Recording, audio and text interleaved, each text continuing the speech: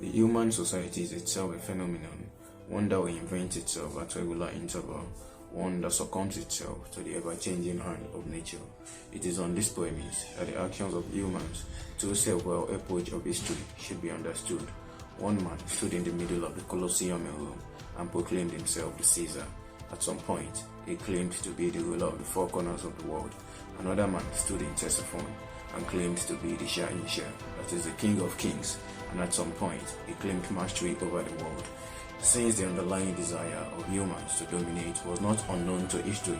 both the actions of the Caesar and of the Shah-in-Shah still fell within predictable phenomena of human history.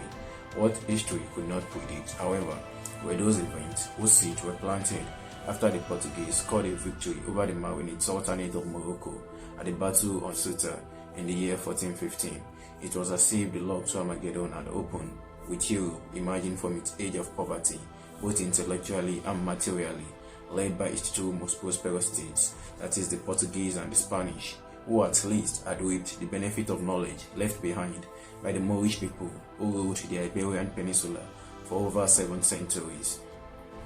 guiding Europe back into civilization after it had descended into a dark age following the demise of the Roman Empire.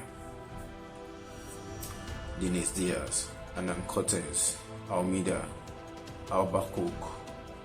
East India, the New World, Bartholomew Diaz, Christopher Columbus, Treaty of Tordesillas. These names and many more conjured onto the pages of history, unprecedented horrors, and man was reduced to nothing but a beast of body, a mere commodity, stolen from his home, forcefully taken to a new world that had been stolen from the old inhabitants. Little was known that this was the most benign of the horrors to come, as the Portuguese and the Spanish were soon to be overtaken by their European relatives, that is the British, the Dutch, and the French. Whilst the British and the Dutch grew to become the most prosperous from this evil venture, it was Britain who outdid all her peers and grew to become an empire upon which the sun never sets, mastering a new world in its own image, a world where capital reigned supreme, and humans were reduced to nothing but mere appendages of capital to be used, traded, and discarded at will. In the late 18th century and the early 19th century, capitalism arose from the ashes of mercantilism, an economic ideal that had ruled Europe for about 3 centuries hitherto. By this period, the transatlantic slave trade that had been the backbone to mercantilism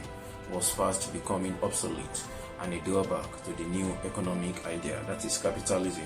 which was being championed by Britishers, men who had been fired by Adam Smith's theory of free competition. Thus, the British House of Commons became a hotbed for debate amongst those who supported the continuity of the slave trade and those who were against it.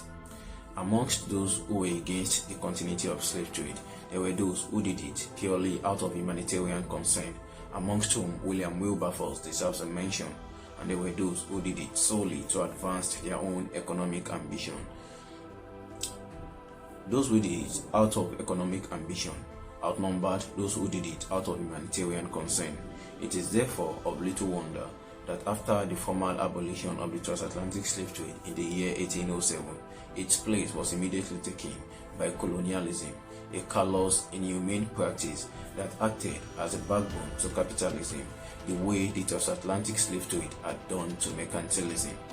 We must now at this point understand what Karl Marx and Friedrich Engels were telling us about capitalism as a system that thrives on the deprivation of the many to feed the few. And Africa became a direct victim of this evil economic idea that was taking shape in Europe. The whole continent was raped, cultures were bastardized, civilizations were destroyed, the whole continent was robbed of its honor, and its sons and daughters were taken from their home to a new place, a place that had been stolen from the old inhabitants, with the old inhabitants almost reduced to a state of annihilation. Not even religion and science were saved from the corrupt hand of capitalism that contaminates everything it touches, as both religion and science were used as justification for colonialism in the late 19th century and the early 20th century, with concepts like the cause of harm propagated by colonialists as the reason behind black man's natural ineptitudeness, which meant that he had to be ruled by a superior race, that is the race of the white men, the race of the colonialists, and scientific theories like survival of the fittest were used and propagated in the late 19th century and early 20th century as justification for colonialism. Even the wildlife on the continent of Africa bore the brunt of colonization, as W.E.B. Du Bois made us know that unprecedented herds of elephants were massacred just for their tusks to satisfy the European colonialist greeds for luxury. Capitalism and colonialism did not stop at this point. Capitalism also corrupted the very art that had kept humanity going right from the moment the first human stood upright, that is the act of production, because capitalism produced and still produces excessively beyond any foreseeable need at any point in time. Therefore, there is a need for capitalism to keep expanding its market frontiers in order to keep the system of capitalism alive. This has led to multiple streams of conquests across the world.